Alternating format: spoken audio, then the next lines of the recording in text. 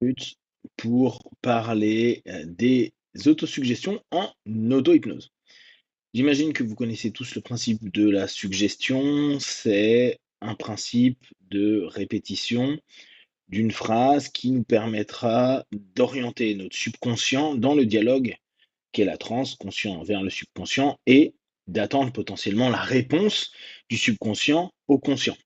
Les phénomènes hypnotiques, par exemple les mains qui vont se rapprocher petit à petit parce qu'on imagine qu'il y a un aimant qui les attire, c'est la réponse à une suggestion visuelle, à une suggestion de pensée, à une suggestion peut-être sémantique qui va créer un feedback, un retour du subconscient vers le conscient. Si ça bouge, si ça ne bouge pas, si c'est lourd, si c'est léger, si ça s'écarte, il peut se passer plein de choses. Donc, il faut toujours être apte dans le principe de la suggestion, de se dire qu'on va avoir un retour qui n'est pas forcément celui qu'on attend.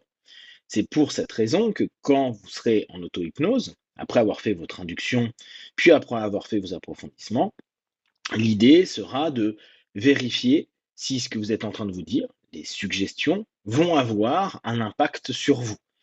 Alors, on va le faire d'abord sur des petits tests de suggestibilité, on pourrait même dire plus précisément d'hypnotisabilité, pour avoir des phénomènes hypnotiques. Au fur et à mesure, on va pouvoir, une fois que c'est validé d'un point de vue test, commencer à l'orienter vis-à-vis de la problématique que l'on veut gérer.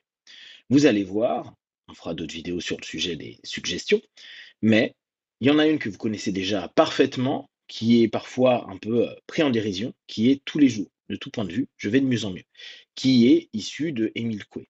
Et vous verrez qu'elle est très bien structurée. On verra ça plus tard. Prenez soin de vous. Be one. Ciao.